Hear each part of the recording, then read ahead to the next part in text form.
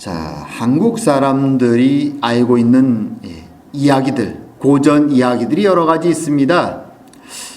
그 중에 가장 인기 있는, 사람들에게 많이 회자되는 이야기 중에 하나가 심청전이 있죠. 심청전.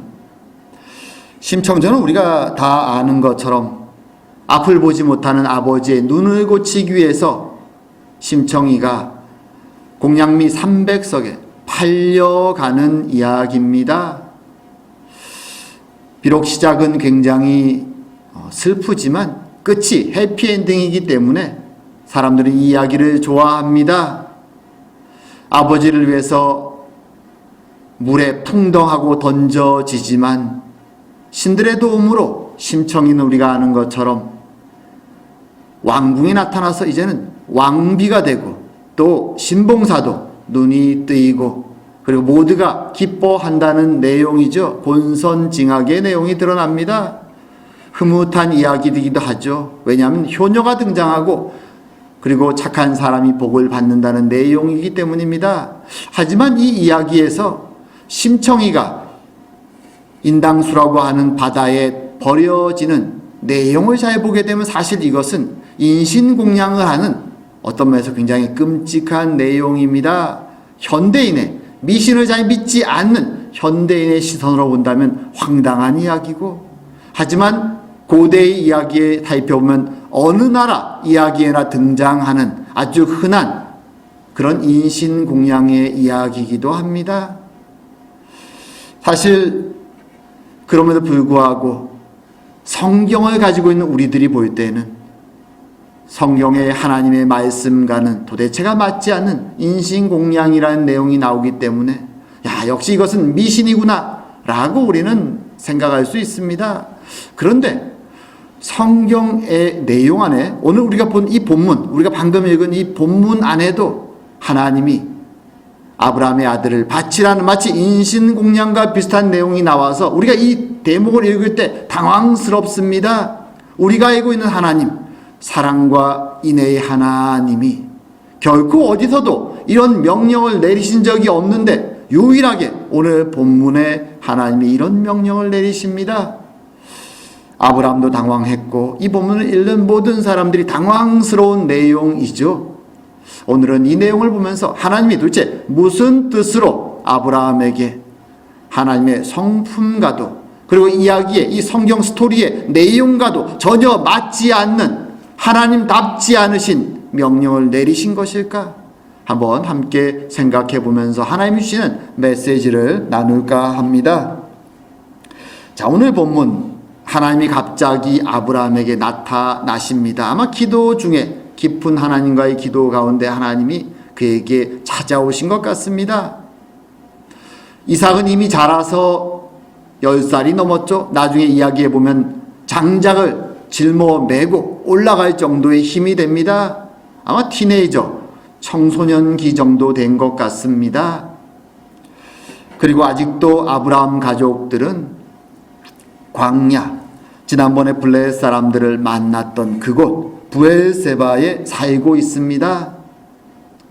근데 하나님이 갑자기 아브라함에게 이런 명령을 내리십니다. 오늘 본문에 나오는 모두가 당황스러운 그 명령이죠. 이렇게 말씀하십니다. 내 아들, 내 사랑하는 독자 이삭을 데리고 모리아 땅으로 가서 내가 내게 일러준 한 산, 거기서 그를 번제로 드리라. 번제로 드리는 것은 태워서 바치는 제사를 의미합니다. 당황스럽지요? 당황스럽습니다.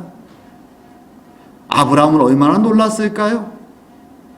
하나님은 아브라함의 당황스러움을 알고 계셨습니다. 오늘 본문에 이 이삭을 지칭하는 호칭이 우리 한국말에는 한 구절처럼 쭉 이어지는 것 같지만 하나님은 3번을 끊어서 목적어를 3개로 나누어서 구분해서 말합니다.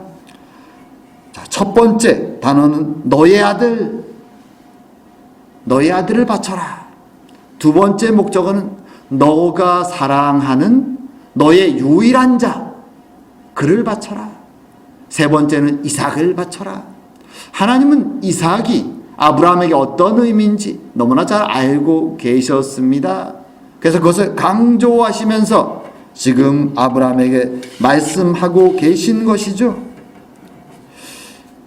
어떤 면에서 오늘 한글 성경에서 독자라는 번역은 조금 잘못된 번역일 수도 있습니다. 왜냐하면 히브리어 원래의 의미는 유일한 자, only one을 의미하죠. only one, 유일한 자. 하지만 의미가 거의 동일하기 때문에 대부분의 영어 성경도 only son, 우리 한국말도 독자. 하지만 우리가 알듯이 이삭은 아브라함의 외아들이 아니죠. 이스마엘이 있습니다. 하지만 하나님 보시기에 하나님의 약속의 후손으로 이어질 유일한 자손이 바로 이삭이기 때문에 너의 유일한 자, 이렇게 하나님이 표현하시는 것이죠. 그만큼 이삭이 귀중하죠. 우리가 잘 알고 있죠. 어떻게 얻은 아들입니까? 백세의 기적처럼 하나님이 약속을 이어갈 후사로서 주신 자가 이삭이 아닙니까? 그런데 갑자기 하나님이 그를 번제로 바치라고 하니 이거는 도대체 이성적으로도 감성적으로도 납득할 수가 없습니다. 사랑의 하나님, 인애의 하나님, 거룩하신 하나님의 성품과도 전혀 맞지 않습니다. 왜 하나님은 이런 명령을 오늘 내리고 계신 것일까요? 거기에는 두 가지 이유가 있습니다. 서로 연결된 것이기도 한데요. 하나는 현재 눈앞에 있는 아브라함을 위해서 주시는 내용이 있고 이유가 있고, 또 하나는 미래 우리에게 주시기 위한 예언적인 이유가 또 있습니다. 먼저 이 현재 아브라함을 위해 주시는 이유, 그것은 시험하시기 위해서다. 오늘 본문에 그렇게 말하죠. 시험하기 위해서다. 하나님이 아브라함의 믿음을 모르시기 때문에 지금 시험하시는 것일까요? 우리가 시험이란 단어를 쓸 때 그런 의미로도 씁니다. 제가 정말 나에게 충성할까? 한번 속여서 테스트를 해보자 라는 의미로 이것을 사용하기도 합니다. 하지만 하나님은 아브라함의 믿음을 알고 계십니다. 그를 의로운 자다라고 불러주셨습니다. 오늘 본문에서 이 시험한다는 것은 그러기에 믿음이 있는지 없는지를 보시려는 것이 아닙니다. 도리어 이제 나이 들어가는 아브라함에게 다시 한번 그의 믿음의 초석을 다지시고 더 성장하고 다시 한번 확신을 주시기 위한 시험으로 오늘 본문의 이 사건을 사용하고 있는 것이죠. 사실 믿는 자들에게 있어서 믿음의 시험, 다른 말로 믿음의 훈련은 계속 필요합니다. 우리가 훈련받지 않으면 시간이 지나면 우리가 익숙하게 알던 것들도 다 잊어먹죠. 대표적으로 여러 가지가 있죠. 하다못해 제가 캐나다에 와서 처음부터 알던 언어가 아닌 이 영어를 처음에 공부하는 10년 동안은 계속 영어를 쓰다 보니까 그래도 영어가 좀 늘었는데 공부를 마치고 또 10년이 지나고 나니까 점점 줄어듭니다. 뭐든지 사용하지 않으면 점점 잊어먹습니다. 신앙의 훈련도 마찬가지죠. 우리가 잘 알고 있는 사사기 3장 1절에 가면 하나님이 이런 말씀을 하십니다. 여호와께서 가나안의 모든 전쟁들을 알지 못한 이스라엘을 시험하려 하시며 이방 민족들을 남겨주셨다. 사사기에 가장 고민이 이방인들과의 전쟁이었죠. 사실 사사기가 시작될 때 이스라엘 사람들은 정복 전쟁을 통해서 수년 동안 힘들게 전쟁을 끝냈습니다. 그런데 이스라엘은 하나님 명령에 순종하지 않고 모든 가나안을 다 몰아내지 못합니다. 중간에 포기하죠. 그리고 하나님도 더 이상 그들을 몰아내지 아니하십니다. 그리고 오늘 본문의 말씀을 해주시는 것이죠. 시간이 지나면 너희들이 이 가나안 정복 전쟁의 기억을 다 잊어먹고 하나님도 잊어먹고 그저 편하게 방종하게 타락하게 생활할 것이다. 그래서 내가 너희들을 훈련시키기 위해서 시험하기 위해서 이방인들을 남겨놓는다. 가나안 사람들을 너희들의 가시가 되기 위해 남겨놓는다고 말씀해 주시는 것입니다. 신앙의 훈련으로 그들을 남겨두셨다는 말이죠. 로마서에 우리가 잘 아는 말씀이 있죠. 로마서 5장 3절 4절에 이렇게 말합니다. 다만 이뿐 아니라 우리가 환난 중에도 즐거워하나니 이런 환난은 인내를, 인내는 연단을, 연단은 소망을 이루는 줄 알미로다. 사실 우리는 시험이나 연단 이런 단어 좋아하지 않습니다. 우리는 평화를 좋아하죠. 평화로움, 안락한 것을 좋아합니다. 근데 하나님은 성경에서 오늘 로마서의 말씀처럼 우리의 백성들이 시험이 없이, 연단이 없이 아무 평안하게 그냥 잘 지내면 결국은 나약해지고 믿음을 잊어먹고 타락하게 될 것을 너무나 잘 알고 계십니다. 그래서 우리에게 인생의 가시를 주시는 것이죠. 그것을 통해서 스스로의 모습을 돌아보라고, 그리고 믿음을 연단하라고. 비록 우리는 우리의 육신적으로는 싫지만 그것이 우리의 영혼에 도움이 되기에 오늘 이 말씀에서도 하나님은 아브라함에게 시험을 허락하시는 것입니다. 그리고 이런 시험을 통해서 깨어서 하나님의 약속을 확신하고, 그리고 마지막 남은 그의 인생을 하나님 앞에서 더욱더 힘있게 살아갈 수 있도록 이 힘든 시험을 허락하신 것이죠. 그럼 이 시험 속에서 아브라함은 어떤 마음으로 이 시험을 받아들이고 있을까요? 참 힘든 시험이죠. 힘든 시험입니다. 어쩌면 잔인한 시험이라고도 말할 수 있겠죠. 100세에 모든 걸 포기한 그 순간에 하나님이 기적처럼 주신 그 귀한 아들입니다. 근데 그 아들을 번제라고 바치라 그러니까 아브라함은 이 하나님의 명령을 누구와도 쉐어할 수가 없습니다. 심지어 아내 사라에게도 말할 수가 없습니다. 사라가 아마 기절할 것입니다. 그 얘기를 듣는다면. 깊은 고민의 밤이 끝나고 아브라함은 이른 아침 일찍이 이삭과 젊은 종 2명만을 데리고 길을 떠납니다. 지도에 보면 나오지만 이 부엘세바에서 지금 모리아 산이 있는 곳, 그것은 예루살렘입니다. 우리가 알고 있는 예루살렘. 그까지 가려면 약 70km 정도, 열심히 부지런히 가야 3일 정도 걸립니다. 그렇게 길을 가는 것이죠. 그 3일 동안 이제 10살이 좀 넘었을 그 어린 아들을 데리고 번제를 드리게 나가는 그 아브라함의 심정이 어떠할까요? 아들을 바쳐야 되는데 얼마나 답답하고 두렵고 걱정이 될까요? 주신 이가 하나님이시기에 나아가는데 얼마나 떨릴까요? 이 본문을 읽으면서 저도 옛날에 저희 아들 남준이가 복막염으로 정말 사경을 헤맸던 그 기억이 딱 나더라고요.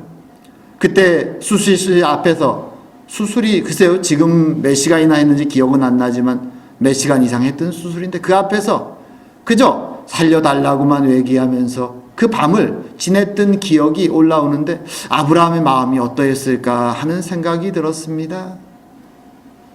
힘들게 그 길을 아브라함은 나아간 것입니다. 자, 그런데 이 본문 힘들게 나아가는 아브라함의 그 내용을 보여주는 오늘 본문을 잘 읽어보면 아브라함은 비록 두렵고 떨리고 괴롭지만 왜 하나님이 이런 시험을 주실까 불평도 나오지만 그럼에도 불구하고 그의 마음속에 한 가지 드는 확신이 있다는 것이 오늘 본문 속에 드러납니다. 어떤 확신인가? 하나님은 그의 입술로 말씀하신 약속을 반드시 지키시는 분이다. 이 확신이 그의 마음속에 있었습니다.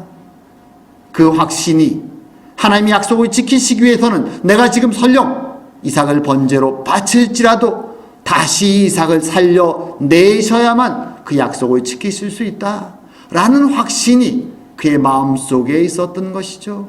그럼에도 불구하고 괴롭고 두렵고 걱정으로 그 길을 나아갑니다. 오늘 그의 믿음이 드러나는 두 장면이 이 본문에 등장합니다. 모리아산 밑에 도착합니다. 자, 첫 번째 장면에서 이제 장작을 아들에게 지우게 하고 본인은 횃불, 불이 있어야죠. 고대에는 무슨 라이터 불이 있는 것이 아니기 때문에 산을 오르기 전에 불을 피웠을 것이죠. 그래서 횃불을 만들고 한 손에는 재물을 잡을 칼을 들고 떠납니다. 그때 종들에게 이렇게 말하죠. 우리가 산에 올라가서, 나와 내 아들이 산에 올라가서 제사를 드리고 우리가 같이 이곳으로 돌아올 것이다. 아브라함은 그렇게 종들에게 말합니다. 믿음이 있는 것이죠. 비록 두렵고 떨리지만 하나님이 약속을 지키실 것에 대한 믿음으로 그렇게 말하는 것입니다. 그리고 이제 산을 오르다가 중간에 이삭이 또 아버지에게 묻습니다. 우리가 잘 아는 장면이죠. 불과 나무는 있거니와 번제할 어린 양은 어디 있나이까? 이삭은 당연히 잘 알고 있죠. 제사를 지낼 때는 대속의 제물이 필요하다는 것을 너무나 잘 알고 있습니다. 그런데 자신들이 올라가는데 나무는 지금 제사했을 나무는 장작은 자신이 짊어지고 불도 있는데 칼도 들었는데 제물이 없습니다. 그러기에 물어보는 것이죠. 난감한 질문입니다. 곤혹스러운 질문입니다. 그러지만 아브라함 주저하지 않고 대답합니다. 이렇게 말하죠. 내 아들아, 번제할 어린 양은 하나님이 자기를 위하여 친히 준비하시리라. 여기 본문에서 준비하시리라 라고 번역되어 있는 히브리어 구절이 우리가 흔히 오늘 사건을 가리켜 얘기할 때 쓰는 여호와 이레에서 이레에 해당하는 내용이 바로 준비하시리라 라는 것입니다. 이 이레라는 히브리어 단어의 원래 순수한 문자적인 뜻은 뭐냐면 본다라는 것입니다. 그래서 문자적으로 본문을 번역하면 하나님이 보실 것이다 라는 것이죠. 하지만 오늘 본문의 문맥에 맞게 본문이 의역된 뜻으로 번역하면 하나님이 보고 계시기 때문에 그분이 이 상황을 위해서 준비하실 것이다 라고 말씀하시는 것이죠. 그래서 여호와 이레는 우리가 흔히 그저 문자적으로 여호와가 보실 것이다 라고 번역하지 않고 여호와가 준비하실 것이다 라고 여호와 이레를 번역하는 것이죠. 그 문맥에서 하나님이 그렇게 쓰셨기 때문에 말이죠. 아브라함은 믿음으로 이 외침을 외치는 것입니다. 하나님이 약속하셨고 하나님이 지금도 보고 계시기에 그분은 준비하실 것이다. 걱정하지 말아라. 그리고 동일하게 이 두 장면, 이 마무리되는 구절이 있습니다. 뭐라고 끝나 한글 성경엔 조금씩 의역되기 때문에 서로 조금 다르게 번역되지만 히브리어는 동일한 단어가 쓰입니다. 그들 둘이 말하자면 아버지와 아들이죠. 아브라함과 이삭. 그들 둘이 함께 걸어 올라갔다. 이렇게 말합니다. 머릿속으로는 이해되지 않는 현실이지만 아버지의 믿음을 따라 아들도 믿으며 함께 그 믿음의 길을 걸어 올라갔다라는 것입니다. 그리고 본문에 읽게 되면 그 제단 위에 갑자기 아버지가 자신을 묻고 제단 위에 자신을 얹었을 때조차도 이삭은 충분히 반항할 수 있음에도 놀랐겠지만 반항에 싸웠다는 내용이 없습니다. 아버지의 믿음을 믿고 하나님을 믿으며 함께 아버지와 아들이 그 길을 나아갔다는 것이죠. 그리고 그곳에서 그들은 마지막 순간에 그들의 믿음에 대한 하나님의 응답을 발견합니다. 하나님이 대속의 양을 준비하셨던 것입니다. 준비하시는 하나님, 여호와 이레의 하나님을 그들이 만난 것입니다. 지금까지도 믿어왔던 하나님이지만 그들은 불안과 걱정 속에서 하지만 믿음으로 함께 손붙잡고 나아갔던 그 모리아산 꼭대기에서 하나님, 여호와 이레의 하나님, 준비하시는 하나님을, 대속하시는 하나님을 만났던 것이죠. 그리고 아들과 아버지는 그 믿음으로 하나님의 은혜를 받고 내려와 이제 아버지의 믿음을 따라 이삭도 믿음의 사람으로 살아가게 되는 것입니다. 하나님은 이 모습을 우리에게 보여주시기 원하시며 여기에 예언적인 메시지를 하나 더 우리에게 보여주십니다. 그것이 무엇일까요? 물론 아브라함도 하나님의 오늘 이 사건을 통해서 보여주시는 그 말씀의 방향은 알고 있었습니다. 약속을 성취하시겠구나. 대속의 은혜를 하나님 보여주시겠구나. 하지만 아직 계시의 말씀이 66권이 완성되지 않았기에 아브라함은 그 끝을 디테일하게 어떻게 이루어질지는 보지 못했습니다. 하지만 성경의 말씀 66권을 다 완성된 성경을 가지고 있는 우리는 이제 이 모리아산에서의 하나님의 메시지의 예언적인 메시지가 어떤 것인지 다 본 것이죠.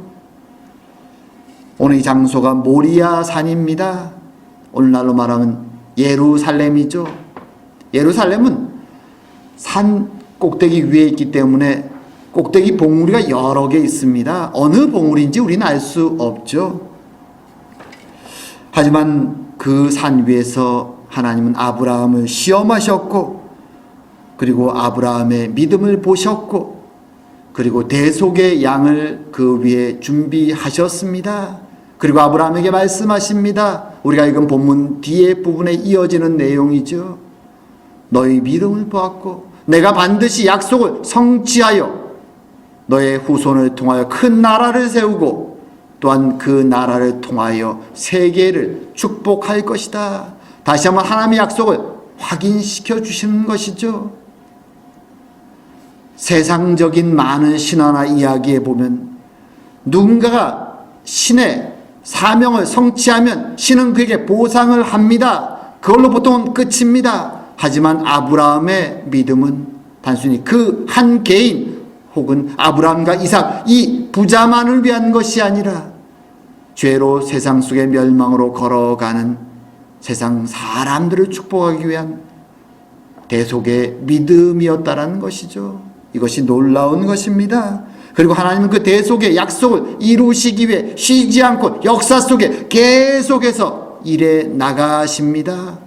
그리고 하나님의 때에 이제 하나님은 그 모리아산 꼭대기에서 예루살렘 골고다 언덕 위에서 하나님의 대속의 양을 그 피를 흘리게 하십니다. 바로 예수 그리스도가 우리의 대속의 양이 되셔서 십자가에 돌아가신 것입니다. 그리고 그것을 통하여서 주님은 죽으시며 말씀하셨죠. 다 이루었다. 하나님은 그렇게 약속을 성취하신 것입니다. 그리스도를 통하여서 세계 만민이 구원을 받을 길을 열어 놓으신 것입니다. 이제 우리는 이 사건을 바라보면서 신실하신 하나님이 언약의 하나님이 언약을 어떻게 성취하셨는가? 여호와 이레의 하나님이 결국 모든 것을 친히 준비하셨고 이루셨음을 마음에 품고 기뻐하고 감사하게 됩니다. 동시에 준비하시는 하나님 여호와 이레의 하나님이 이제 우리의 미래의 삶에도 기쁨으로 감사로 하나님이 우리를 위해 준비하고 계심을 확신하며 이 길을 나아가게 되는 것입니다. 이 믿음으로 오늘도 우리는 살아가는 것이죠. 이제 말씀을 맺을까 합니다. 오늘 아브라함은 이삭을 제물로 바치라는 하나님의 믿을 수 없는 그 명령, 그 무서운 명령을 듣고 길을 나아갑니다. 순종해서. 그것은 하나님의 시험이었습니다. 아브라함을 다시 한번 훈련시키시고 그의 인생의 마지막에 더욱더 확신과 은혜로 살아갈 수 있도록 하나님은 그의 믿음의 시험을 하신 것이었죠. 그리고 그 속에서 약속의 확실성만 아니라 미래의 하나님이 어떻게 대속을 이루실지 예언의 메시지도 들려주신 것입니다. 아브라함이 이것을 경험하면서 머리로 자신이 이해할 수 없었지만 결국 하나님의 준비하심 여호와 이레를 거기서 경험합니다.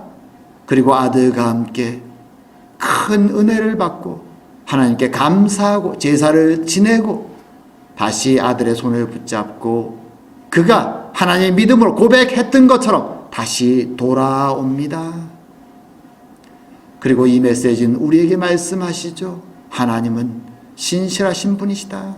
그가 약속하신 것을 반드시 이루시는 분이시다. 우리의 구원을 위해 모든 것을 준비하신 분이시다.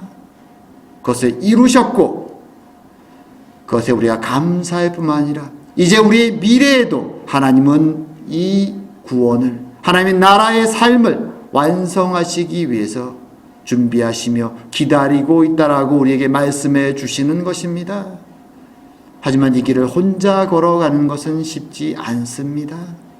오늘 아버지와 아들 아브라함과 이삭이 보여준 것처럼 우리 믿음의 형제 자매들이 이 길을 손을 붙잡고 함께 걸어갈 때 우리는 하나님이 준비하시는 은혜를 맛보며 감사하며 주님 만날 그날까지 이 길을 걸어갈 수 있게 되는 것입니다.